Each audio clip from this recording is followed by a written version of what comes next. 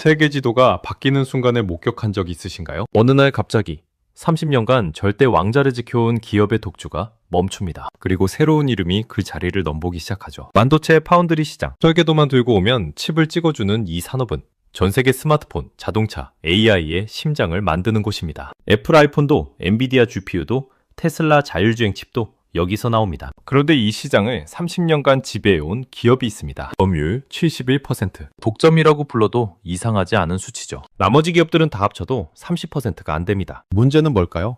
독점은 위험합니다. 한 나라, 한 기업에 전 세계 반도체 생산이 몰려있다는 건 그곳에 문제가 생기면 전 세계가 멈춘다는 뜻이니까요. 그래서 세계는 찾기 시작했습니다. 대안을, 두 번째, 선택지를, 백업 플랜을, 그리고 한 기업이 손을 듭니다. 메모리 반도체로는 이미 세계 1위. 하지만 파운드리에서는 한참 뒤처져 있던 그 기업이 171조 원을 쏟아붓고 기술력 신인을 이뤄냅니다. 결과는 거대한 계약 하나가 터집니다. 전기차 1위 기업이 선택을 바꿉니다. 지금부터 그 이야기를 들려드리겠습니다. 30년 독주가 끝나고 새로운 균형이 만들어지는 순간, 한국 반도체가 다시 세계 중심으로 돌아오는 이야기. 그 전에 구독과 좋아요 빠르게 눌러두시고요. 자, 그럼 바로 시작하겠습니다. 파운드리가 뭔지부터 알아야 합니다. 1980년대까지만 해도 반도체 회사들은 설계부터 생산까지 다 했습니다.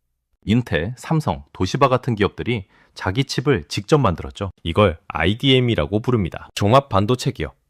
그런데 1987년 대만에서 한 사람이 아이디어를 냅니다. 장중머우. 텍사스 인스트루먼트에서 25년간 일한 반도체 전문가였죠. 그의 제안은 이랬습니다. 우리는 설계 안 한다. 오직 생산만 한다. 설계도만 가져오면 우리가 칩으로 찍어준다. 이게 파운드리 모델의 시작입니다. 그리고 그가 세운 회사가 TSMC, 대만 반도체 제조회사. 처음엔 아무도 안 믿었습니다. 설계도 없이 어떻게 살아남냐?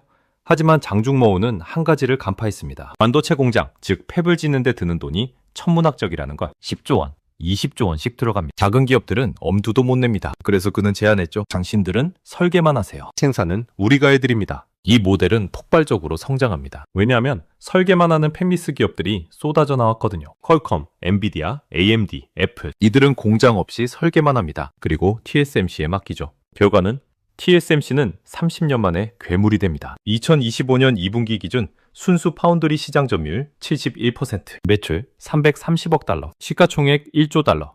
세계 9위 기업. 보셨습니까? 설계 안 하는 회사가 애플보다 큽니다. 그런데 여기서 문제가 터집니다. 독점의 위험성. 첫 번째, 지정학적 리스크. TSMC는 대만에 있습니다. 중국과 대만 간 긴장이 고조될 때마다 전 세계가 떱니다. 만약 대만 해협에서 충돌이 일어나면, TSMC 공장이 멈추면 애플 아이폰 생산 중단, 엔비디아 GPU 공급 중단, 전 세계 AI 산업 마비. 말이 안 되죠? 하지만 현실입니다. 세계 경제의 70%가 한 회사, 한 나라에 몰려 있으니까요. 두 번째, 가격 협상력 상실. 독점 기업은 가격을 올려도 됩니다. 대안이 없으니까요. 실제로 TSMC는 최첨단 3나노 공정 가격을 웨이퍼당 2만 달러 이상으로 책정했습니다. 이전 세대보다 50% 비쌉니다. 고객사들은 선택지가 없습니다. 울며 겨자 먹기로 계약서에 도장을 찍죠. 세 번째, 기술 정체 가능성. 경쟁자가 없으면 혁신 속도가 느려집니다. TSMC는 지금 잘하고 있지만 만약 경쟁사가 사라지면 기술 발전 속도가 둔화될 수 있습니다.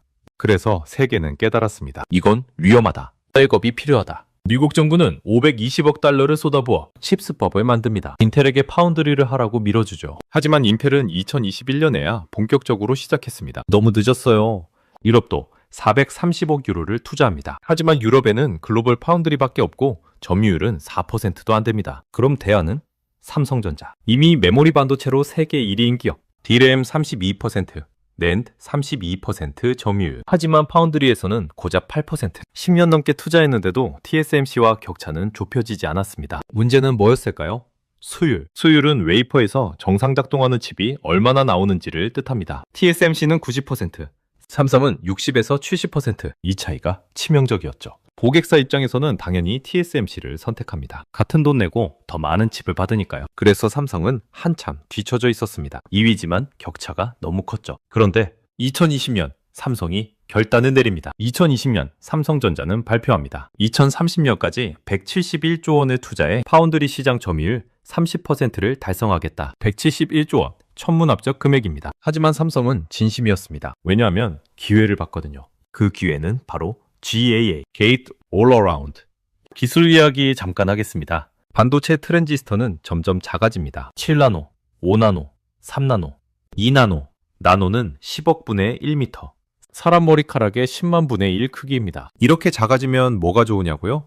성능은 올라가고 전력 소비는 줄어듭니다. 같은 크기의 트랜지스터를 더 많이 넣을 수 있으니까요. 그런데 7나노까지는 핀페트이라는 구조를 썼습니다. 트랜지스터를 지느러미처럼 세워서 전류를 제어하는 방식이죠. TSMC가 이 기술로 시장을 장악했습니다. 하지만 3나노 이하로 내려가면 문제가 생깁니다. 핀페트로는 전류 누설을 막기 어렵습니다. 트랜지스터가 너무 작아서 전기가 새나가는 거죠. 그래서 등장한 게 GAA, 게이트 올 어라운드 트랜지스터를 사방에서 둘러싸서 전류를 완벽하게 제어하는 겁니다. 마치 호스에 손가락을 대는 게 아니라 호스 전체를 꽉 쥐는 것처럼요. 이 기술을 누가 먼저 상용화하느냐가 게임 체인저였습니다. TSMC는 2025년 하반기에 GAA 기반 2나노를 양산한다고 발표했습니다. 하지만 삼성은 2024년에 이미 시작했습니다. 1년 먼저. 보셨습니까? 30년 만에 처음으로 삼성이 TSMC를 앞선 겁니다. 물론 양산 시작과 대량 양산은 다릅니다. 수율 문제가 남아있죠. 하지만 고객사들은 주목하기 시작했습니다. 삼성이 이번엔 바르네? 여기에 삼성은 또 다른 무기를 꺼냅니다. 수직 계열화. TSMC는 순수 파운드리입니다. 칩만 만들죠. 하지만 삼성은 다릅니다. 메모리 반도체 1위, 시스템 반도체, 디스플레이, 심지어 스마트폰까지 만듭니다. 이게 왜 중요하냐고요? 턴키 솔루션을 제공할 수 있거든요. 예를 들어 볼까요? 전기차 회사가 자율주행 칩을 만들고 싶습니다. 필요한 게 뭘까요? AP, 메모리, 디스플레이, 배터리 관리 칩. 이걸 다 따로 주문하면 복잡합니다. 하지만 삼성은 한 번에 다 제공합니다. 설계부터 파운드리, 메모리, 패키징까지 원스톱 솔루션. TSMC는 이걸 못합니다. 파운드리만 하니까요. 이 장점을 눈여겨본 기업들이 있었습니다. 퀄컴, 메타, 그리고 테슬라. 특히 테슬라는 고민이 많았습니다. 자율주행 칩, FSD의 풀 셀프 드라이빙을 자체 설계했는데 생산은 TSMC에 맡기고 있었죠. 하지만 TSMC는 워낙 주문이 밀려서 테슬라 물량을 우선순위에서 밀어냈습니다. 애플, 엔비디아가 더 큰 고객이니까요. 일론 머스크는 짜증이 났습니다. 내가 돈 내는데 왜 우선순위가 밀려? 그때 삼성이 제안합니다. 우리는 GAA 2나노로 FSD 칩을 만들어 드릴 수 있습니다. 게다가 HBM 메모리까지 같이 공급하겠습니다. 전기차 배터리 관리 칩드. 테슬라는 눈이 번쩍 듭니다. 이건 단순한 파운드리 계약이 아니었습니다. 전기차 핵심 부품 전체를 한 곳에서 해결하는 전략적 파트너십이었죠. 그리고 결정의 순간이 옵니다. 2025년 7월 28일. 이날 세계 반도체 지도가 바뀌었습니다. 테슬라와 삼성전자가 계약서에 사인합니다. 금액 165억 달러, 하나로 약 23조 원, 기간 8.5년. 보셨습니까? 23조 원짜리 계약 한 방입니다. 계약 내용은 이랬습니다. 삼성이 테슬라의 차세대 FSD 칩을 2나노 GAA 공정으로 생산합니다. 2026년부터 2034년까지 연간 200만 대 이상의 전기차에 들어갈 물량이죠. 여기에 HBM3E 메모리, 배터리 관리 칩, OLED 디스플레이까지 포함됩니다. 테슬라 입장에서는 핵심 부품을 한 곳에서 해결하는 겁니다. 같은 날 일론 머스크가 X에 글을 올립니다. Partnerships matter. Diversification is key. 파트너십이 중요하다. 다각화가 핵심이다. 무슨 뜻일까요? TSMC 한 곳에만 의존하는 건 위험하다는 겁니다. 중국 대만 리스크, 지진 리스크, 공급 차질 리스크, 이 모든 걸 분산시키겠다는 전략이죠. 월스트리트는 충격을 받습니다. JP모건 애널리스트는 리포트를 냅니다. 삼성의 파운드리 점유율이 2030년까지 30%로 상승할 가능성이 열렸다. 왜 이렇게 충격적이었을까요? 첫 번째, 테슬라는 상징입니다. 세계 1위 전기차 기업이 선택을 바꿨다는 건 다른 기업들도 따라올 수 있다는 신호거든요. 실제로 계약 발표 직후 퀄컴과 메타도 움직입니다. 스토컴은 차세대 스냅드래곤 AP를 삼성 2나노로 검토한다고 발표했고, 메타는 AI 칩 생산을 삼성과 논의 중이라고 밝혔습니다. 보셨습니까? 도미노가 무너지기 시작한 겁니다. 두 번째, 기술 검증. 테슬라가 삼성을 선택했다는 건 삼성의 2나노 GAA 기술을 신뢰한다는 뜻입니다. 자율주행 칩은 오류가 나면 사람 목숨이 왔다 갔다 합니다. 그만큼 까다로운 제품이죠. 그런데 테슬라가 23조 원을 걸었습니다. 이건 삼성 기술이 TSMC와 대등하거나 어떤 면에서는 더 낫다는 걸 증명한 겁니다. 세 번째, 지정학적 해지. 미국 정부는 환영합니다. 왜냐하면 반도체 공급망을 대만 하나에만 의존하는 게 너무 위험했거든요. 삼성은 한국과 미국에 공장이 있습니다. 텍사스 테일러에 170억 달러 규모 파운드리 공장을 짓고 있죠. 테슬라는 이 공장에서도 칩을 생산할 계획입니다. Made in USA. 정치적으로도 안전합니다. 그럼 TSMC는 어떻게 반응했을까요? 침묵했습니다. 공식 입장은 고객사 계약 내용에 대해 언급하지 않는다였죠. 하지만 내부적으로는 비상이 걸렸습니다. TSMC는 즉시 2나노 양산 일정을 앞당겼습니다. 2025년 하반기에서 2025년 3분기로 그리고 미국 애리조나 공장에 1,000억 달러 추가 투자를 발표합니다. 경쟁이 시작된 겁니다. 30년 만에 처음으로 TSMC가 위협을 느낀 거죠. 그런데 여기서 중요한 질문이 남습니다. 삼성이 정말 해낼 수 있을까? 수율 문제는 여전합니다. 2나노 GAA는 양산 초기라 수율이 50에서 60% 수준이라는 소문이 돌았습니다. TSMC는 이미 90% 넘게 뽑아내거든요. 만약 삼성이 약속한 분량을 못 맞추면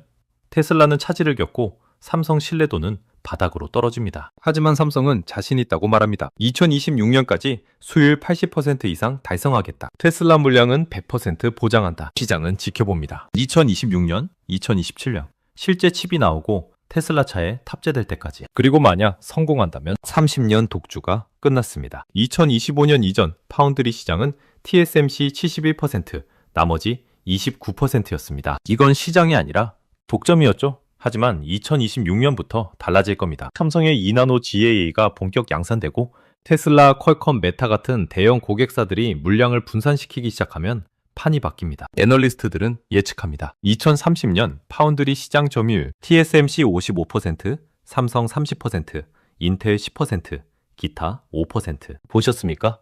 TSMC는 여전히 1위지만 71에서 55로 떨어집니다. 반면 삼성은 8에서 30으로 뜁니다. 거의 4배 성장. 이게 뭘 의미하냐고요? 첫 번째, 공급망 안정성. 이제 세계는 2개의 선택지를 갖게 됩니다. 대만과 한국. 만약 대만에 문제가 생기면 한국이 받쳐줍니다. 반대로 한국에 문제가 생기면 대만이 버팁니다. 이건 단순한 경쟁이 아닙니다. 상호 보완 체제입니다. 전 세계 반도체 공급망이 한층 안전해지는 거죠. 두 번째, 가격 협상력 회복. 고객사들은 이제 협상 카드가 생깁니다. TSMC가 가격을 올리면 그럼 삼성 가겠습니다 할 수 있죠. 반대도 마찬가지. 경쟁이 생기면 가격은 내려갑니다. 애플, 엔비디아, 퀄컴 같은 고객사들은 웃습니다. 같은 돈으로 더 좋은 조건을 받을 수 있으니까요. 세 번째, 기술 혁신 가속화. TSMC는 이제 방심할 수 없습니다. 삼성이 바짝 추격하고 있으니까요. 결과는 둘 다 더 빨리 혁신합니다. 2나노 다음은 1.4나노, 그 다음은 1나노입니다. TSMC는 2027년, 삼성은 2028년 양산 계획을 발표했죠. 서로 앞서려고 죽으림을 다합니다. 이건 고객사 입장에서 최고의 시나리오입니다. 기술은 빨리 발전하고 가격은 안정되고 공급은 안전해집니다. 네 번째, 한국 반도체의 위상 변화. 1983년 삼성은 64K D램으로 반도체 시장에 진입했습니다. 그리고 40년 만에 메모리 반도체 세계 1위가 됐죠. 하지만 시스템 반도체, 즉 파운드리에서는 늘 2위였습니다. 메모리는 잘하는데 로직은 못한다는 평가를 받았죠. 그런데 2025년 테슬라 계약 하나로 인식이 바뀝니다. 삼성이 이제 진짜 글로벌 플레이어구나. 이건 단순히 삼성 하나의 성공이 아닙니다. 한국 반도체 생태계 전체가 올라갑니다. 소재, 부품, 장비 기업들이 혜택을 봅니다. SK 하이닉스, 원익 IPS, 주성 엔지니어링, 이 모든 기업들이 함께 성장하죠. 그럼 리스크는 없을까요? 당연히 있습니다. 첫 번째, 수율 달성 실패. 만약 삼성이 약속한 수율 80%를 못 맞추면 테슬라는 돌아설 겁니다. 그리고 다시는 기회가 안 옵니다. 두 번째, TSMC의 반격. TSMC는 가만히 있지 않습니다. 가격 할인, 기술 선정, 고객사 락인 전략을 펼칠 겁니다. 삼성이 방심하는 순간 다시 격차가 벌어질 수 있습니다. 세 번째, 중국 변수. 중국 SMIC도 만만치 않습니다. 미국 제재를 받고 있지만 중국 정부가 막대한 보조금을 쏟아붓고 있죠. 만약 SMIC가 7나노 이하 공정을 상용화하면 저가 시장을 휩쓸 수 있습니다. 네 번째, 투자 부담. 삼성은 171조 원을 약속했습니다. 이 돈을 계속 쏟아부을 수 있을까요? 만약 수익성이 안 나오면 주주들이 반발할 겁니다. 하지만 기회는 리스크보다 큽니다. 파운드리 시장 규모는 2025년 1,200억 달러에서 2030년 2,500억 달러로 2배 성장할 전망입니다. AI, 자율주행, 6G, 메타버스 모든 기술이 더 많은 칩을 요구합니다. 이 시장에서 삼성이 30%를 먹으면 750억 달러, 하나로 100조 원입니다. 연간 매출이죠. 이게 왜 중요하냐고요? 메모리 반도체는 가격 변동이 심합니다. 호황 때는 대박, 불황 때는 쪽박. 하지만 파운드리는 안정적입니다. 장기 계약을 맺거든요. 삼성이 파운드리에서 성공하면 실적 변동성이 줄어듭니다. 주가도 안정됩니다. 투자자 입장에서 훨씬 매력적이죠. 그리고 무엇보다 한국 반도체가 다시 중심에 섭니다. 1980년대 일본이 세계 반도체를 지배했습니다. 1990년대 미국이 역전했습니다. 2000년대 대만이 파운드리로 치고 올라왔습니다. 그리고 2020년대 한국이 돌아왔습니다. 메모리에서 파운드리까지 이제 한국은 반도체 전 분야에서 톱3 안에 듭니다. 2027년 당신은 지난 1년을 돌아봅니다. 그때 그 영상에서 봤던 게 현실이 되는구나. 테슬라 신형 모델이 출시됩니다. FSD 칩은 삼성 2나노 GAA로 만들어졌습니다. 자율주행 성능은 이전보다 30% 향상됐고 전력 소비는 20% 줄었습니다. 퀄컴은 스냅드래곤 9 시리즈를 발표합니다. 역시 삼성 2나노. 스마트폰 성능이 한 단계 도약합니다. 메타는 AI 데이터 센터용 칩을 공개합니다. 삼성 파운드리와 HBM3E 조합. 연산 속도가 경쟁사보다 40% 빠릅니다. 시장은 재평가합니다. 삼성이 정말 해냈네.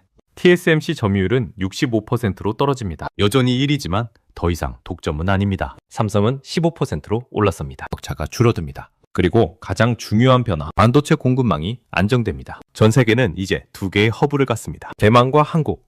위기가 와도 버틸 수 있습니다. 한국 반도체는 다시 황금기를 맞습니다. 메모리에 이어 파운드리까지. 이제 한국은 명실상부 반도체 강국입니다. 1983년 64K 디램부터 시작된 여정. 40년 만에 정상에 섰습니다. 하지만 끝이 아닙니다. 시작입니다. 1.4나노, 1나노, 그리고 근업. 경쟁은 계속됩니다. TSMC는 가만히 있지 않을 겁니다. 중국도 추격합니다. 인텔도 호시탐탐 노립니다. 삼성은 계속 달려야 합니다. 기술 혁신, 수율 개선, 고객사 확보, 하나라도 놓치면 다시 뒤처집니다. 그래도 한 가지는 확실합니다. 한국 반도체가 세계를 다시 움직이기 시작했다는 것. 30년 독주가 끝났다는 것. 이제 세계는 균형을 되찾았다는 것. 오늘 궁금한 경제학은 여기까지입니다. 감사합니다. 서울에 집 한 채만 있으면 노후가 탄탄대로일 거라 믿으셨습니까? 천만에요. 그 집은 이제 당신의 노후 자금을 빨아먹는 시한폭탄이 되어 돌아왔습니다. 지금 강남에 깃발을 꽂으려면 영혼까지 대출을 끌어모아도 현금으로 56억 원을 쌓아둬야 하는 참혹한 현실이 우리 목을 조여오고 있습니다. 안녕하십니까? 겉만 번지르르한 통계 따위는 집어치우고 시장에 썩은 환부를 도려내어 여러분의 재산을 사수해드릴 시황 분석가입니다. 오늘 브리핑은 고작 집값 몇 푼 떨어지고 있다는 식의 시시한 이야기를 하려는 게 아닙니다.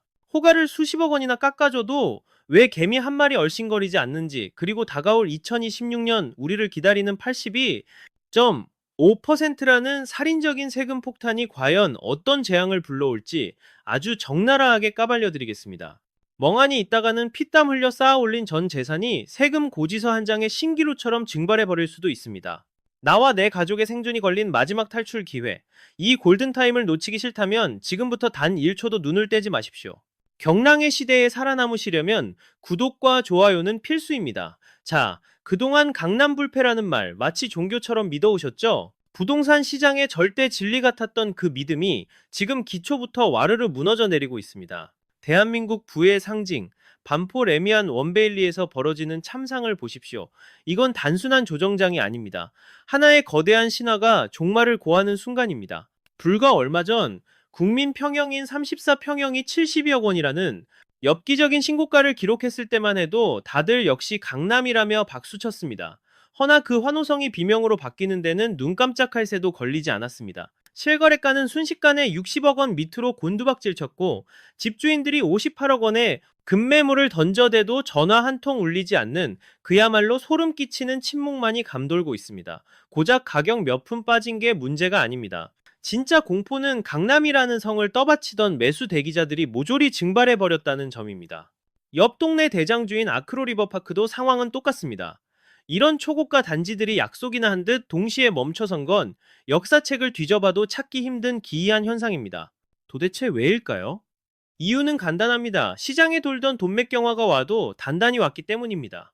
58억 원짜리 집을 사는데 대출은 겨우 2억 원 남짓 나옵니다. 다시 말해 현금 다발로 56억 원을 쌓아놔야 등기를 칠 수 있다는 소리입니다. 이 좁은 대한민국 땅덩어리에 세금 낼 거 다 내고 순수 현금으로 50억 원 이상을 쥐락펴락할 수 있는 현금 부자가 과연 몇이나 되겠습니까?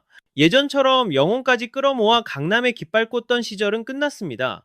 금리는 천장을 뚫을 기세고 정부는 고가주택을 타깃으로 촘촘한 세금 그물을 쳐놨습니다. 강남 아파트가 알을 낳는 황금 거위는커녕 내 피 같은 돈을 갉아먹는 거대한 애물단지로 전락했다는 뜻입니다. 버티면 된다던 집주인들의 멘탈은 이미 박살났습니다. 어제 3억 원을 깎아줬는데 오늘 또 2억 원을 더 낮춥니다. 네이버 부동산을 보면 아주 절박해서 피가 마르는 호가 경쟁이 벌어지고 있습니다. 그래도 매수자들은 쳐다도 안 봅니다. 어차피 더 폭락할 텐데 미쳤다고 지금 사? 이런 냉소가 시장을 완전히 장악해버렸습니다. 이건 단순한 심리전이 아닙니다. 시장의 구조 자체가 와르르 무너져 내리는 붕괴의 서막입니다. 불패 신화라는 환각에 취해 무리하게 올라탔던 사람들은 지금 출구 없는 지옥에서 비명을 지르고 있습니다. 집값은 곤두박질 치는데 보유세와 이자는 숨통을 조여옵니다. 강남이 이 꼴이 났다는 건 서울 부동산 최후의 방어선이 뚫렸다는 사망 선고나 다름없습니다. 대한민국 안전자산 1순위가 이 지경인데 다른 동네는 오죽하겠습니까? 안 봐도 비디오입니다. 강남 발 공포 바이러스는 이제 멈추지 않고 핏빛으로 물든 한강변을 따라 소위 한강벨트라 불리는 지역들의 목을 겨누고 있습니다. 강남조차 얼어 죽게 만든 이 혹한의 빙하기가 마포, 용산, 그리고 1만 세대의 둔촌 주공을 어떻게 초토화시켰을까요? 그 참혹한 현장, 지금 바로 까보겠습니다. 강남이 무너진 직후 그 쓰나미가 덮친 곳은 어디겠습니까?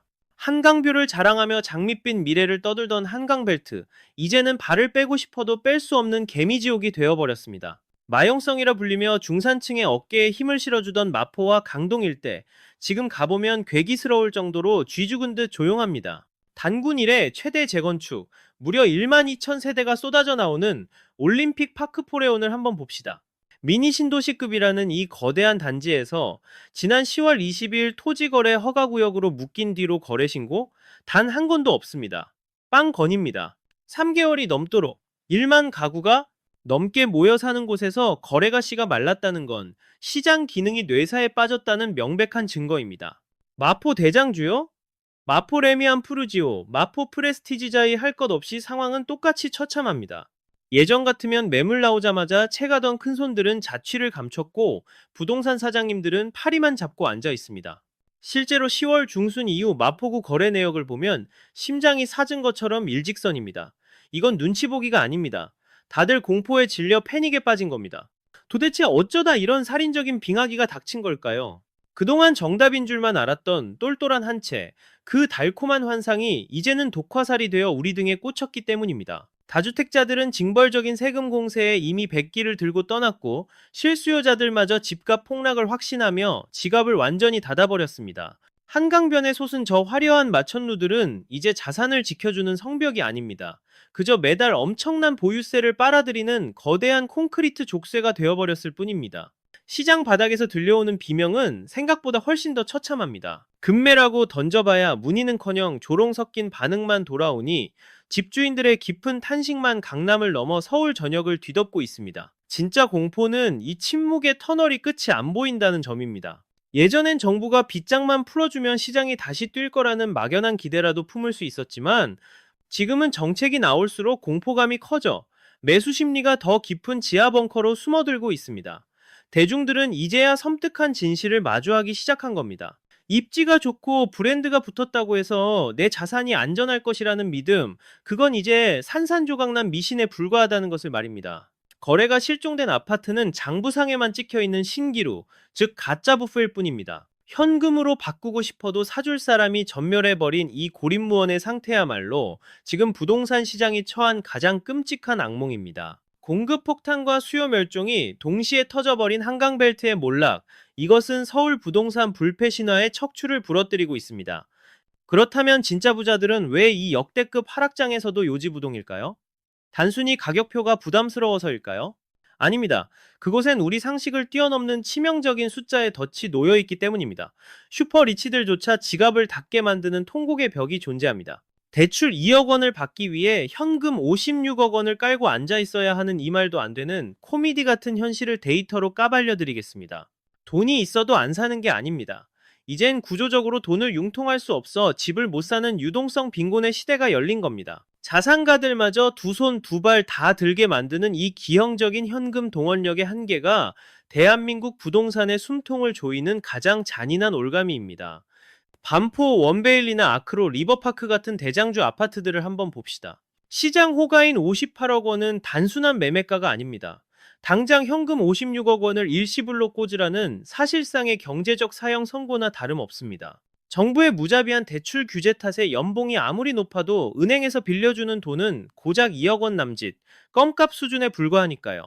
자, 냉정하게 현실을 직시해봅시다. 대한민국 땅에서 세금 다 떼이고 순수하게 현금 56억 원을 통장에 쟁여둔 사람이 과연 몇이나 되겠습니까? 네로라 하는 대기업 임원이나 전문직들도 자산 대부분이 주식이나 또 다른 부동산에 묶여 있어 당장 쓸 돈은 없습니다. 결국 지금 시장은 현금 부자들의 놀이터가 아니라 현금 부자들조차 진입을 포기하게 만드는 출입 금지 구역이 되어버린 셈입니다. 여기서 상황을 더 절망적으로 만드는 건 금리의 배신입니다. 기준 금리를 찔끔 내린다고 시중은행 대출 금리가 따라 내려갈까요? 천만에요. 우리는 이미 속고 있다는 걸 목격했습니다. 은행들은 리스크 관리라는 핑계로 이자 마진을 높여 자기들 뱃속만 채우고 있고, 이는 가뜩이나 죽어가는 구매력을 확인 사살하고 있습니다. 집값의 절반 가까이 빌려주던 호시절은 이제 역사책에나 나오는 전설이 되었습니다. 이게 바로 경제학 교과서에 나오는 유동성 함정의 끝판왕입니다. 물건은 쌓이고 가격은 추락하는데 정작 그걸 받아낼 돈맥이 완전히 끊겨버린 기현상이죠. 살던 집을 팔아야 그 돈을 보태서 더 좋은 곳으로 갈아타기를 시도라도 해볼 텐데, 거래 절벽으로 기존 집이 팔리지 않으니 사다리 자체가 걷어차인 꼴입니다. 이동할 수 있는 모든 퇴로가 봉쇄된 것입니다. 결국 부동산은 이제 안락한 보금자리가 아니라 막대한 자금이 묶여버린 감옥이 되고 있습니다. 내 집값이 60억 원이라고 으스대봐야 뭐합니까? 내 손에 깸 수 있는 현금이 없다면 그건 사이버머니와 다를 게 없습니다. 황금성이 사라진 순간 그 으리으리한 아파트는 축복이 아니라 세금 고지서만 날아오는 흉물스러운 짐덩어리로 전락합니다. 이렇게 돈줄이 말라비틀어진 상황에서 정부는 또 하나의 보이지 않는 지뢰를 매설했습니다. 25억 원이라는 숫자가 당신의 인생을 어떻게 파탄낼지 아마 대부분은 감도 잡지 못하고 있을 겁니다. 비싼 집 한 채가 있다는 죄로 당신을 투기꾼 취급하며 징벌하는 이 잔혹한 세금 시스템의 민낯, 정부가 설정한 25억 원이라는 고가주택 가이드라인이 왜 중산층의 몰락을 부채질하는지 그 소름 끼치는 속내를 낱낱이 파헤쳐 보겠습니다. 15억 원. 이 숫자가 당신의 노후 계획을 어떻게 박살내는지 알고 계십니까? 정부는 이제 25억 원을 기준으로 고가주택의 정의를 다시 썼습니다. 이건 단순히 세금을 더 걷겠다는 차원이 아닙니다. 장기 보유 특별공제 축소라는 아주 교묘하고도 치명적인 칼날을 들이댄 겁니다. 예전에는 똘똘한 한 채만 쥐고 버티면 나중에 팔 때 세금 걱정 없이 웃을 수 있었습니다. 하지만 이젠 25억 원 선을 넘는 순간 국가가 당신 수익의 절반 이상을 강탈하겠다고 선포한 것이나 다름없습니다. 6억 원까지 해주던 공제를 단돈 2억 원으로 토막낸 건 사실상 25억 원 넘는 집은 팔 생각도 말고 평생 세금 노예로 살라는 협박입니다. 송파의 헬리오시티 같은 대단지들이 왜 지금 이 25억 원이라는 마지노선 앞에서 공포에 떨고 있는지 직시해야 합니다. 이곳은 중산층이 강남 진입을 꿈꾸며 최후의 보루로 삼았던 곳입니다. 그런데 이제 집값이 올라 25억 원을 넘기면 세금 폭탄이 터지고 가격을 낮추자니 자산이 증발하는 진퇴양난의 지옥도가 펼쳐진 겁니다. 집값 좀 올랐다고 희희낙낙할 때가 아닙니다. 지금 웃고 있을 상황이 아니란 얘기입니다. 정부놈들이 1, 2로 대책이란 이름으로 아주 지독한 덫을 놔버렸거든요. 겉만 번지르르하게 시장 안정화지 속을 까보면 알짜배기 집 가진 사람들 주머니 털어서 세금 곳간 채우겠다는 신보가 뻔히 보입니다. 25억 원. 이 숫자는 여러분의 피땀 어린 재산을 나라가 합법적으로 강탈해가는 마지노선이자 보이지 않는 철조망입니다. 평생 허리띠 졸라매고 갚아온 대출금이랑 내 청춘이 세금 고지서 한 장에 신기루처럼 날아가는 꼴을 눈뜨고 당하실 겁니까? 진짜 소름 끼치는 건 뭔지 아십니까? 이 커트라인이 앞으로 더 바닥으로 내려 꽂힐 수도 있다는 그 불길한 예감입니다. 시장에서 25억 원 넘는 물건들이 싹 자취를 감추고 호가를 미친 듯이 낮추는 게 다 이유가 있는 겁니다. 그 저주받은 숫자만은 피해보겠다는 처절한 몸부림인 거죠. 이제 강남 바닥에 있는 웬만한 아파트들은 싹 다 이 사정권 안에 들어왔다고 보면 됩니다. 서울에 내 집 한 채 있다는 게 죄가 되는 세상, 자산 가치라곤 그저 허울 좋은 숫자에 불과한 암흑기가 도래한 겁니다. 집값이 30억 원 찍으면 뭐합니까? 팔고 나서 세금 폭탄 맞고 나면 손에 쥐는 건 20억 원도 안 되는데 그 돈으론 서울 하늘 아래 똑같은 집 절대 다시 못 삽니다. 이건 투자가 아닙니다. 그냥 자산이라는 감옥에 갇힌 신세나 다름없죠. 근데 말입니다. 이게 과연 정부가 세수 좀 늘려보려고 하다 보니 생긴 우연한 결과일까요? 천만의 말씀입니다. 2016년 경제 성장 전략이라는 거대한 큰 그림 속에 이 끔찍한 시나리오는 이미 다 짜여 있었습니다.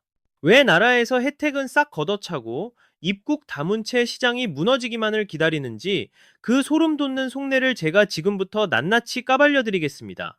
정부가 이제 슬슬 본색을 드러내고 있습니다. 2026년은 단순한 숫자가 아닙니다. 여러분의 부가 심판대에 오르는 운명의 해가 될 겁니다. 예전 정부들이 밥 먹듯이 해주던 양도세 중과 유예, 이번 전략에선 아주 보란듯이 쏙 빼버렸습니다. 시장에 대놓고 경고장을 날린 셈이죠. 욕먹으면서 세금 올린다는 소리 안 하고 그냥 유예 조치 연장 안 해주는 꼼수로 가만히 앉아서 세금 폭탄 터뜨리는 길을 택한 겁니다. 집 여러 채 가진 분들 곧 최고 세율 82.5%라는 지옥을 맛보게 될 겁니다. 5%가 뭡니까? 사실상 부동산으로 번 돈 싹 다 토해내라는 국가의 협박이나 마찬가지죠. 이 숫자가 주는 살인적인 압박감이 느껴지십니까? 기본 세율 45%에 중과세 30% 얹고 거기다 지방세 7.5%까지 떼어가면 수익의 80% 이상이 나라님들 주머니로 직행하는 겁니다. 뼈 빠지게 고생해서 불려놓은 내 돈이 정책 한 줄 바뀌었다고 먼지 구름처럼 흩어지는 그 허탈한 꼴을 한번 머릿속에 그려보시라고요. 노무현 정부 때 집값 잡겠다고 휘둘렀던 그 무시무시한 칼날 기억하는 분들 많으실 겁니다. 그때도 전쟁이니 뭐니 하면서 시장을 쥐어짰지만 지금 닥친 현실은 그때보다 훨씬 더 악랄하고 치명적입니다.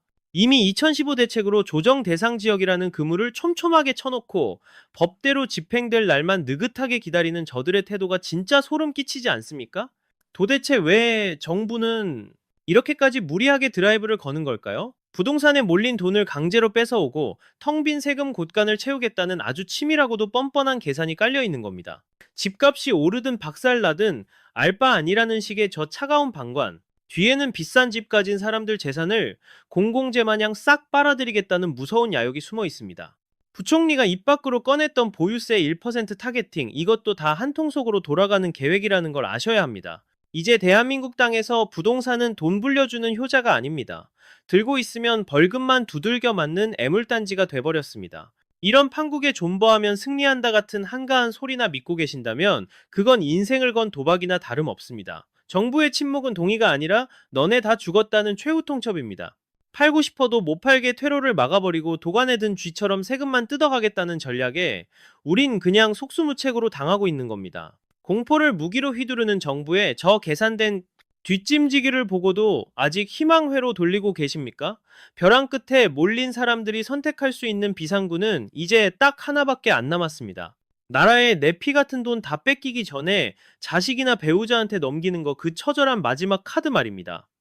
증여라는 이름의 도피처가 과연 여러분의 자산을 온전히 지켜줄 수 있을 것 같습니까? 서울 한복판에서 벌어지는 1050건의 증여 폭탄이 왜 축복이 아니라 공포의 기록인지 그 뒤에 숨겨진 끔찍한 시나리오를 지금 바로 까발려드립니다. 증여는 더 이상 사랑의 징표가 아닙니다.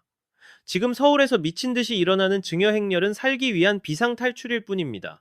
지난달 서울 집합 건물 증여가 1000건을 뚫어버리며 3년 만에 최고치를 찍었다는 사실, 이건 시장이 완전히 막다른 골목에 갇혔다고 지르는 비명소리나 마찬가지입니다.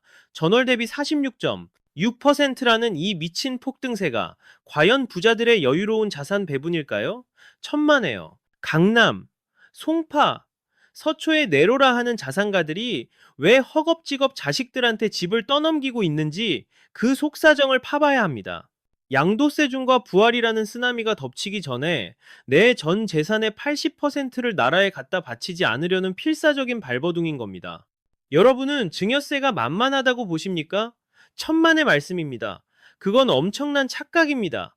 증여세 역시 자산 규모에 따라 수억 원에서 수십억 원까지 뜯어가는 가혹한 징벌이나 다름없지만 무려 82.5%라는 사실상 국가가 다 가져가겠다는 살인적인 양도세보다는 낫다는 피눈물 나는 계산법이 깔려 있습니다. 평생 피땀 흘려 마련한 내 집을 자의가 아니라 세금 폭탄을 피하려 울며 겨자 먹기로 자식에게 넘겨야 하는 심정이 오죽 비참하겠습니까?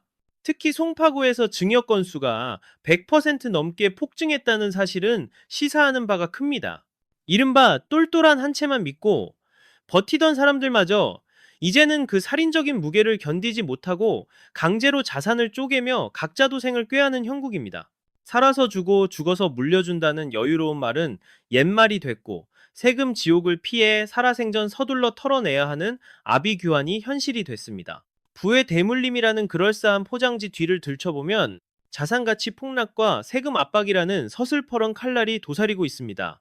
등기를 넘겼다고 끝난 게 아닙니다. 취득세와 보유세, 여기에 언제 들이닥칠지 모르는 세무조사까지, 이 증여는 축복이 아니라 고통의 떠넘기기일지도 모릅니다. 그럼에도 지금 이 광기 어린 증여 행렬이 멈추지 않는 까닭은 5월 9일이라는 데드라인이 목을 조여오기 때문입니다. 하지만 정부는 이미 이 모든 꼼수를 훤히 들여다보고 있습니다. 증여라는 우회로로 세금을 피하려는 시도조차 곧 발표될 초강력 추가 대책의 먹잇감이 될 공산이 큽니다. 회심의 일격이라 믿고 던진 승부수가 도리어 스스로를 옥죄는 족쇄가 되어 돌아올 수 있음을 명심하십시오. 지금 이 순간에도 시계바늘은 무심하게 돌아가고 시장을 짓누르는 공포는 이미 임계치를 넘었습니다. 그러나 정부가 숨겨둔 진짜 결정타는 아직 판 위에 꺼내지도 않았습니다. 대통령실 담장 너머로 흘러나오는 부동산 대책의 실체, 그리고 우리가 상상조차 못했던 보유세의 새로운 가이드라인은 과연 무엇일까요? 모두가 숨죽여주시하는 그 4차 대책이라는 거대한 태풍의 눈 속으로 직접 들어가 보겠습니다. 정부의 경고장은 결코 허풍이 아니었습니다. 윤곽이 드러난 부동산 안정 대책의 실체는 우리의 예상을 뛰어넘을 만큼 훨씬 광범위하고 파괴적입니다. 이미 6.27 대책과 1015 대책이 시장을 난도질해 놨는데 여기서 추가 대책을 내놓겠다는 건 사실상 시장의 숨통을 완전히 끊어버리겠다는 사형 선고나 마찬가지입니다. 강훈식 비서실장이 했던 발언을 곱씹어 보십시오. 공급은 기본이고 금융과 세제까지 동원하겠다는 건 대출기를 막고 세금으로 압박하는 양동작전을 동시에 펼치겠다는 선전포고입니다. 지금까지가 예고편에 불과했다면 이달 중순 터질 4차 종합대책은 부동산 판도 자체를 뒤집어 엎는 본편이 될 확률이 높습니다. 가장 끔찍한 시나리오는 지방선거 이후 닥쳐올 보유세 개편입니다. 정부는 이미 고가 주택 소유자들을 정밀 타격할 보유세 인상안을 만지작거리고 있습니다. 구현철 경제부총리가 언급한 자산가액의 최대 1% 보유세 방안이 현실이 된다면 당신의 아파트는 더 이상 자산이 아니라 매년 거액의 벌금을 토해내야 하는 애물단지로 전락합니다. 1%라는 숫자를 만만히 보지 마십시오. 30억 원짜리 아파트 한 채 있다는 죄로 매년 3천만 원을 세금으로 갖다 바쳐야 한다는 소리입니다. 소득이 끊긴 은퇴자나 영끌한 중산층에게 이런 징벌적 보유세는 노후 자금을 통째로 강탈해가는 재앙 그 자체입니다. 국가가 집값의 1%를 매년 떼어가겠다는 것은 사실상 수십 년 안에 집 한 채 값을 세금으로 환수하겠다는 강력한 의지의 표현입니다. 이번 대책은 단순히 집값을 잡겠다는 차원을 넘어섰습니다. 돈줄을 죄고 보유세 부담을 극대화하는 이 협공은 시장의 투기 심리를 뿌리 뽑겠다는 고도의 정치적 계산이 깔려 있습니다. 이제 부동산 불패 신화는 끝났고 얼마나 덜 다치고 자산을 지켜내느냐 하는 생존 게임의 막이 올랐습니다. 정부가 준비한 이 히든카드는 시장에 남은 신락 같은 기대감마저 무참히 짓밟을 것입니다. 집값 하락보다 더 공포스러운 건 내 자산이 국가 통제 하에 묶여 아무런 손도 쓰지 못한 채 서서히 녹아내리는 상황입니다. 거대한 변화의 파도는 이미 덮쳐왔고 방향은 정해졌습니다. 시간은 더 이상 당신을 기다려주지 않습니다.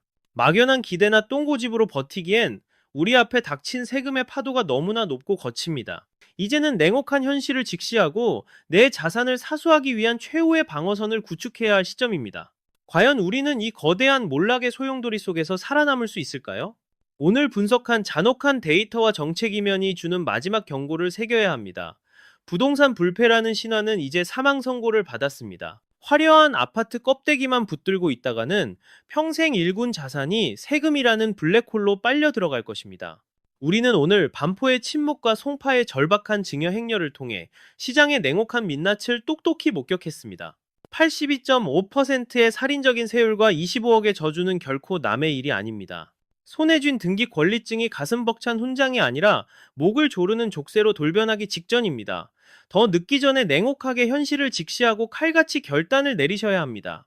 국가는 더 이상 여러분의 재산을 지켜주는 든든한 울타리가 아닙니다. 오히려 가장 날카로운 칼날을 겨누고 여러분의 주머니 속까지 호시탐탐 노리는 포식자에 가깝다는 사실을 명심하십시오. 결국 이 아비규환 속에서 살아남는 건 흐름을 꿰뚫고 남들보다 한 발 앞서 움직이는 극소수뿐일 겁니다. 5월 9일, 운명의 그날 이후 펼쳐질 세상은 지금과는 차원이 다른 공포로 우리를 덮칠 것입니다. 폭풍우가 몰아치기 직전의 그 섬뜩한 고요함에 절대 속지 마십시오. 넋 놓고 있다간 다 잃습니다.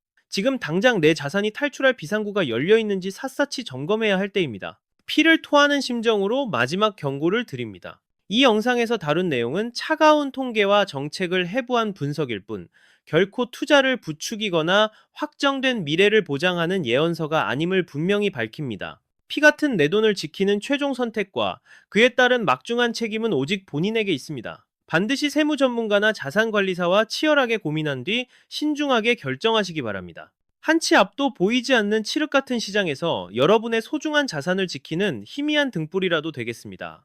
오늘의 분석이 조금이라도 도움이 되셨다면 구독과 좋아요로 힘을 실어 주십시오. 끝까지 경청해 주셔서 깊이 감사드립니다. 침묵이 가장 공포스러운 순간이 있습니다. 바로 거대한 태풍이 몰아치기 직전에 그 소름 끼치는 고요한 말입니다. 현재 우리 경제가 정확히 그 임계점에 서 있습니다. 대중은 당장 귀청을 찢는 파열음이 들리지 않으니 아직은 안전하다고 스스로를 위로합니다. 하지만 냉철하게 펀더멘털을 뜯어보는 시장의 선수들은 이미 감지했습니다. 자본의 거대한 지각 변동이 시작되었다는 명백한 신호를 말이죠. 경제 위기는 단순한 파괴나 붕괴가 아닙니다. 무방비한 자의 주머니를 털어 철저히 준비된 자의 곳간을 채워주는 냉혹한 자산 재배치 과정일 뿐입니다. 오늘 제가 여러분께 막연한 공포심을 조장하려는 게 아닙니다. 정반대입니다. 이 혼돈의 쓰나미 속에서 내 자산을 사수하고 남들이 공포에 질려 투매할 때 역으로 기회를 낚아채는 승자의 생존 메커니즘을 공유하려는 것입니다. 우리가 맹신했던 재테크 불패 신화들은 이미 산산조각 나고 있습니다. 평생 직장이라는 안전판은 사라진 지 오래고 성실히 모은 예적금은 인플레이션이라는 괴물에게 잡아먹히고 있습니다. 국가가 개인의 삶을 구제해 줄 거란 환상은 이제 폐기해야 합니다.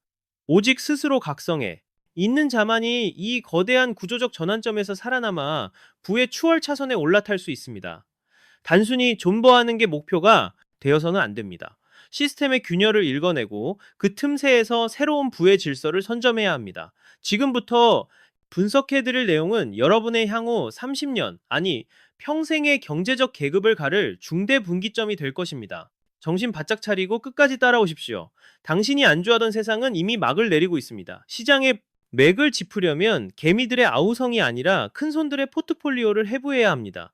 투자의 현인이라 추앙받는 워런 버핏이 이끄는 버크셔 해서웨이의 최근 포지션 변경은 그야말로 경악스럽습니다. 그들은 자신들의 최애 주식이었던 애플, 지분을 가차없이 절반 가까이 던져버렸습니다. 그리고 그 빈자리를 무엇으로 채웠을까요? 놀랍게도 아무것도 담지 않고 현금으로만 300조 원이 넘는 철옹성을 쌓았습니다. 버핏이 고작 세금 몇 푼 아끼려고 주식을 처분했을까요? 천만에요. 그는 지금 시장의 안전마진이 전멸했다고 판단한 것입니다. 주가는 천장을 뚫는데 실물 경제의 기초 체력은 바닥을 기는 괴리 현상. 그는 역사 속에서 이런 불균형이 초래할 파국을 수도 없이 목격해왔습니다. 스마트 머니는 절대 감정에 휘둘리지 않습니다. 글로벌 헤지펀드들이 공격적 베팅을 멈추고 방어적 태세로 전환하는 데에는 소름 끼치는 이유가 있습니다. 그들은 지금 당장의 푼돈 수익보다 다가올 대폭락장에서 살아남는 것을 제일의 과제로 삼고 있습니다. 현금을 쥐고 있다는 것은 투자를 쉬는 게 아닙니다. 남들이 패닉에 빠져 모든 것을 내던질 때 바닥에 떨어진 다이아몬드를 쓸어 담을 강력한 실탄을 장전하고 있는 행위입니다. 우리는 여기서 뼈저린 교훈을 얻어야 합니다. 언론은 여전히 인공지능과 장밋빛 미래를 떠들지만 진짜 고수들은 조용히 비상구로 빠져나가고 있습니다. 파티는 끝나기 10분 전이 가장 화려한 법이죠. 하지만 조명이 꺼진 뒤에는 아무도 당신을 구해주지 않습니다. 지금 여러분의 포트폴리오는 안전합니까? 혹시 세력들이 던져주는 희망 고문에 취해 최고점에 물려 계신 건 아닙니까? 거물들이 현금을 쌓는 이유는 명백합니다. 모든 거품이 꺼지고 제자리를 찾는 잔인한 조정의 시간이 코앞이기 때문입니다. 그들은 그 파괴적인 순간을 역대급 박앤셀 축제로 만들기 위해 준비하고 있습니다. 버핏이 애플을 팔았다는 사실보다 더 무서운 건 그 천문학적인 돈을 쥐고도 살 게 없다며 관망한다는 사실입니다. 이것은 시장에 보내는 가장 강력하고도 냉혹한 매도 신호입니다. 여러분은 이 경고음을 무시하고 태풍의 눈 속으로 뛰어드시겠습니까? 아니면 그들처럼 조용히 방주를 띄우시겠습니까? 이제 큰손들의 의도는 파악했습니다. 그렇다면 우리는 당장 무엇을 어떻게 대비해야 할까요? 단순히 현금만 들고 있는 것만으로는 부족합니다. 위기의 파도에 수장되지 않고 오히려 그 파도를 타고 넘을 아주 치밀하고 구체적인 생존 매뉴얼이 필요합니다. 전략 없는 준비는 망상에 불과합니다. 위기가 닥치면 제일 먼저 무너지는 건 잔고가 아니라 대책 없는 사람들의 멘탈입니다. 이제부터 뼛속 깊이 새겨야 할 6가지 실전 강령을 제시하겠습니다. 첫째, 현금은 생존을 위한 산소 마스크라는 사실을 명심하십시오. 최소 6개월에서 길게는 1년치의 생계비를 반드시 유동성 자금으로 확보해야 합니다.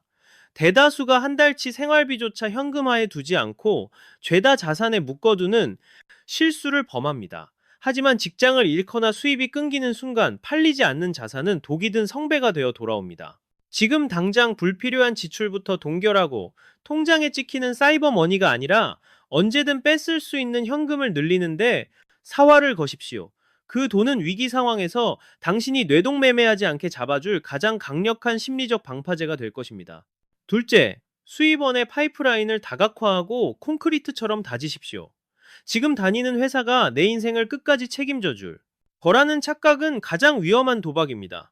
만약 내일 당장 회사 문이 닫힌다면 당신에게 남는 계급장은 무엇입니까? 월급 외에 단돈 10만 원이라도 스스로 창출할 수 있는 구조를 고민해야 합니다. 떼돈을 벌라는 게 아닙니다. 별도의 수익원이 존재한다는 사실, 그 자체가 당신의 멘탈을 강철처럼 만들고 위기를 버티는 원동력이 됩니다. 지금부터라도 자신만의 생존 무기를 갈고 닦아야 합니다. 속에서도 냉철한 판단을 내릴 수 있는 여유가 필요합니다. 셋째, 악성 부채와의 전면전을 선포하십시오. 모든 빚이 적은 아닙니다. 허나 신용카드 할부, 마이너스 통장, 그리고 변동금리 대출은 당신의 숨통을 조이는 교수대 밧줄과 다름없습니다. 금리가 치솟고 시장이 얼어붙는 순간 이 빚들이 가장 먼저 당신의 삶을 박살낼 것입니다. 여유. 자금이 생긴다면 투자가 아닌 상환에 쏟아부으십시오. 빚을 청산했을 때의 그 해방감이야말로 다가올 파도를 버텨낼 진짜 생존 동력이 됩니다. 넷째, 자산 방어와 리스크 관리에 목숨을 거십시오. 지금은 공격이 아니라 수성이 살 길입니다. 실체 없는 테마주나 코인판에 인생을 거는 건 스스로 벼랑 끝으로 뛰어드는 자살 행위와 같습니다. 현금 흐름이 확실한 우량주나 필수 소비재 위주로 포트폴리오를 뜯어고치십시오. 아울러 보험 내역을 점검해야 합니다. 경제난의 병마까지 겹치면 그건 돌이킬 수 없는 재앙입니다. 지루해 보여도 이 기초적인 점검이 당신 가정을 지킬 최후의 보루입니다. 다섯째, 기회를 낚아챌 쇼핑 리스트를 미리 작성하십시오. 위기는 준비된 자에게는 역사적인 박앤세일 기간입니다. 공포에 질린 대중이 알짜 자산을 헐값에 던질 때 당신은 무엇을 쓸어 담을지 미리 공부해둬야 합니다. 부동산이든 주식이든 목표물의 적정 가격을 꿰뚫고 있어야 합니다. 혼란의 소용돌이 속에서 허둥지둥하지 않으려면 지금 당장 이 숙제를 끝내놓아야 합니다. 여섯째, 강철 같은 심리적 맷집을 기르십시오. 위기가 닥치면 뉴스는 온통 절망뿐일 겁니다. 이때 공포에 잡혀 뇌동매매하거나 포기해버리면 모든 준비는 물거품이 됩니다. 자본주의는 결국 회복한다는 믿음을 갖고 냉정한 논리로 버티는 훈련이 필요합니다. 강한 놈이 살아남는 게 아니라 살아남는 놈이 강한 겁니다. 내부 전열을 단단히 정비했다면 이제 우리를 포위한 외부의 적을 직시할 차례입니다. 방주를 아무리 잘 지어도 밖에서 터지는 폭탄의 정체를 모르면 속수무책입니다. 대한민국 경제의 근간을 뒤흔드는 5개의 뇌관이 지금 이 순간에도 타들어가고 있습니다. 준비가 끝났다면 현실을 직시하십시오. 한국 경제는 지금 5개의 시한폭탄을 품고 있습니다. 하나만 터져도 연쇄 폭발을 일으킬 절체절명의 위기입니다. 첫 번째 뇌관, 환율 발작과 자본 유출입니다. 자본은 금리가 높은 곳으로 흐르는 법입니다. 한미 금리 격차가 벌어지자 외국인 투자자들은 뒤도 안 돌아보고 한국을 탈출하고 있습니다. 1달러에 1,400원을 넘나드는 환율은 단순한 숫자가 아닙니다.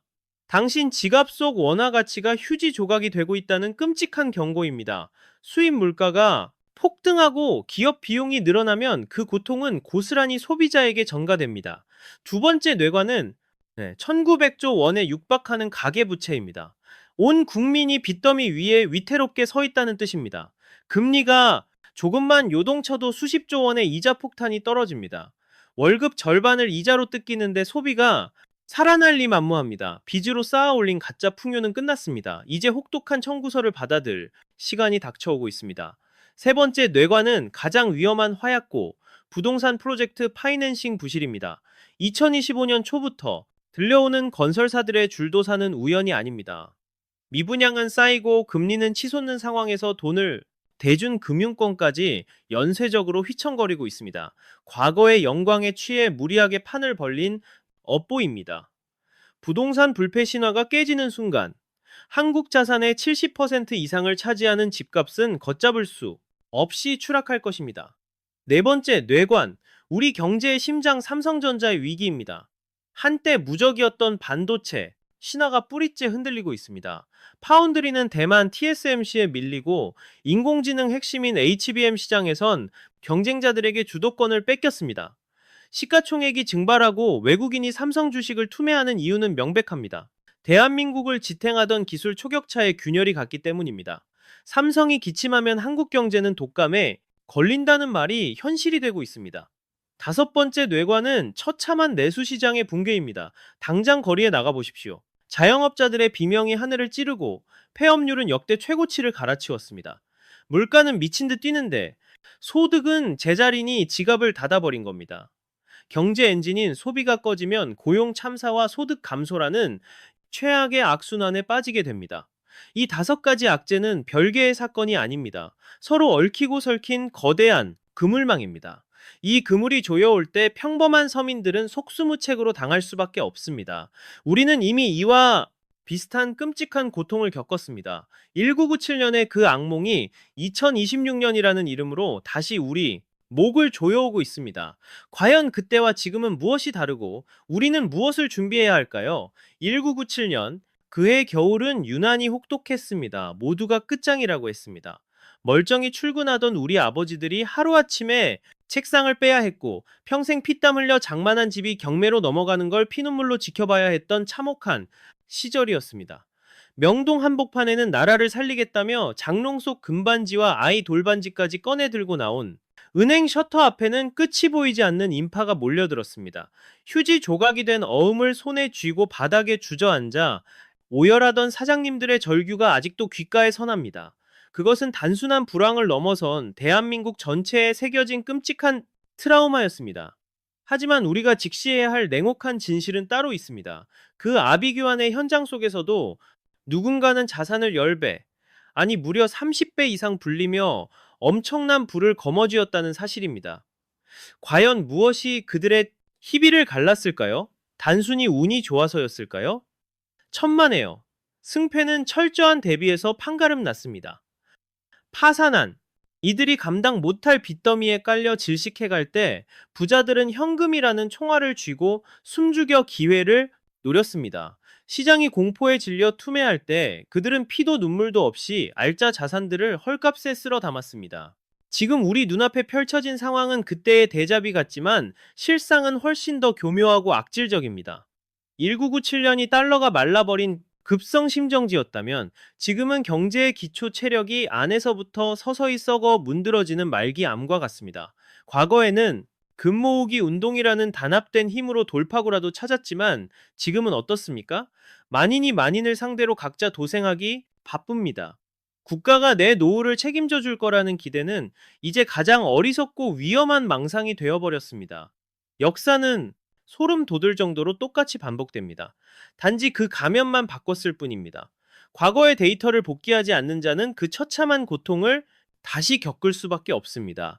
IMF 사태가 남긴 교훈은 뼈아픕니다. 시스템은 절대로 개인을 지켜주지 않는다는 것입니다. 위기가 닥치면 가장 먼저 도살장에 끌려가는 건 성실하게 일만 했지 아무런 방어막을 치지 않은 서민들입니다. 현재 여러분이 쥐고 있는 그 자산들이 안전하다고 확신하십니까? 혹시 우리 아버지 세대처럼 폭풍이 집을 삼키기 직전까지 설마 하며 방 안에 앉아 있는 건 아닙니까? 이 잔혹한 역사의 수레바퀴는 이제 2026년을 향해 굴러가고 있습니다. 이번 위기는 한국만의 국지적인 문제가 아닙니다. 전 세계 부의 지도가 다시 그려지는 거대한 지각변동의 서막입니다. 우리가 우물안 개구리처럼 국내 뉴스에만 일희일비해서는 안 되는 이유가 바로 여기에 있습니다. 이제 시야를 국경 밖으로 돌려야 합니다. 바다 건너 거대 자본들이 어디로 이동하고 있는지, 왜 그들이 한국 시장을 버리고 다른 곳으로 뱃머리를 돌리는지 그 불편한 진실을 마주해야 할 시점입니다. 냉정하게 말해 세계는 더 이상 한국을 아시아의 호랑이로 대우하지 않습니다. 이빨 빠지고 병든 늙은 호랑이가 되어가고 있음을 인정해야 합니다. 우리가 내부의 왜곡된 지표에 취해 있을 때 스마트한 글로벌 자금은 이미 한국을 손절하고 더 안전하고 확실한 수익이 보장되는 곳으로 탈출하고 있습니다. 가장 먼저 예의주시해야 할 것은 킹달러의 위력입니다. 미국은 자국 경제 방어를 위해 고금리를 무기로 전 세계의 달러를 진공청소기처럼 빨아들이는 블랙홀이 되었습니다. 한국은행이 금리를 만지작거리며 버텨본들 기축통화라는 거대한 중력을 거스를 수는 없습니다. 금리 격차가 벌어지면 투자자들은 리스크투성인 한국을 떠나 이자도 두둑이 챙겨주는 안전한 미국으로 떠납니다. 이것이 현재 진행 중인 원화가치 폭락과 자본 이탈의 핵심 트리거입니다. 이웃나라 일본의 몰락은 우리에게 예고편과 같습니다. 그들은 1990년대 초 버블 붕괴 후 무려 30년이 넘도록 저성장의 nem에서 빠져나오지 못했습니다. 지금 한국의 인구 절벽, 가계 부채, 그리고 부동산, 거품은 당시 일본보다 훨씬 더 기형적이고 폭발 직전인 상태입니다. 특히 최근 엔캐리 트레이드 청산 움직임은 우리에게 섬뜩한 경고장을 날립니다. 일본 금리가 조금만 꿈틀대도 전 세계에 풀린 돈이 회수되면서 한국처럼 체력이 고갈된 신흥국 시장은 가장 먼저 직격탄을 맞게 됩니다. 유동성 잔치가 끝나면 제일 약한 고리부터 끊어지는 게 자본의 생리입니다. 중국과의 관계도 예전 같지 않습니다. 과거엔 우리 물건을 팔아주던 고마운 큰손이었지만 이제는 기술력으로 우리 턱 밑까지 칼을 겨누는 무시무시한 경쟁자가 되었습니다. 중국 경제가 기침을 하면 우리 수출은 독감에 걸리고 반대로 중국이 살아나면 우리 기업들의 파이를 빼앗아 갑니다. 앞뒤가 꽉 막힌 사면초가의 상황에서 한국 경제의 심장은 차가게 식어가고 있습니다. 그렇다면 우리는 당장 무엇을 해야 할까요? 침몰해가는 한국이라는 배에 내 모든 자산을 싣는 건 계란을 한 바구니에 담는 것보다 훨씬 더 무모한 도박입니다. 1997년 우리가 박살났을 때 미국과 유럽의 우량 자산들은 오히려 빛을 발했다는 사실을 기억하십시오. 이제는 투자의 영토를 확장해야 합니다. 달러나 글로벌 시장에서 검증된 초우량 자산으로 당신의 부를 분산해 놓아야 합니다. 국가가 나를 지켜줄 거라는 순진한 믿음은 이제 쓰레기통에 처박으십시오. 진짜 투자 고수들은 대중 앞에서 한국 경제를 걱정하는 척하지만 정작 자신의 돈은 이미 국경 밖으로 빼돌렸습니다. 입으로는 애굽을 외칠지언정 손가락은 세상에서 가장 냉정한 자본의 논리를 따르는 법입니다. 자본주의 정글에서 국적은 수단일 뿐 결코 목적이 될 수 없습니다. 내 피 같은 재산과 가족의 미래를 지키기 위한 최후의 벙커를 어디에 지을지 지금 당장 결정해야 합니다. 이 살벌한 글로벌 머니게임에서 우리가 생존할 해법은 의외로 가까운 곳에 있을지 모릅니다. 복잡한 거시 경제 지표보다 더 중요한 것은 바로 당신의 아수라장이 된 시장에서 내 돈을 사수할 절대적인 방어 체계에 대해 논해봅시다. 대다수가 패닉에 빠져 갈팡질팡할 때 여러분을 굳건히 받쳐줄 비장의 무기입니다. 핵심은 견고한 시스템입니다. 다가올 충격을 온몸으로 막아내는 것을 넘어 그 반동을 이용해 불을 증식시킬 3중 방어막을 지금 당장 설계해야 합니다. 첫 번째 방어막은 통찰력이라는 무형의 자산입니다. 남들이 퍼나르는 찌라시가 아니라 날 것 그대로의 경제 지표를 해독하는 능력을 길러야 합니다. 위기 때는 대중의 공포심을 자극해 이득을 취하려는 사기꾼들이 득세합니다.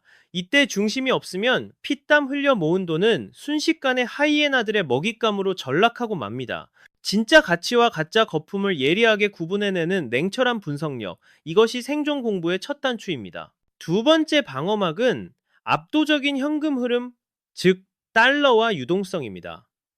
누차 강조하지만 원화는 우리 안방에서나 대접받지 글로벌 위기 상황에서는 휴지 조각 취급을 받는 취약한 화폐입니다. 포트폴리오의 상당 부분을 반드시 기축통화인 달러나 금 같은 안전자산으로 치환해 두십시오. 이는 단순한 방어를 넘어 거품이 꺼지고 시장에 쏟아져 나올 알짜배기 자산들을 헐값에 주워 담을 수 있는 강력한 실탄이 되어줄 것입니다. 현금을 움켜쥔 자만이 공포를 기회로 역전시킬 특권을 누립니다. 세 번째 방어막은 내재 가치가 확실한 실물 자산입니다. 정부가 찍어내는 종이도는 정책 결정 한 번에 그 가치가 녹아내립니다.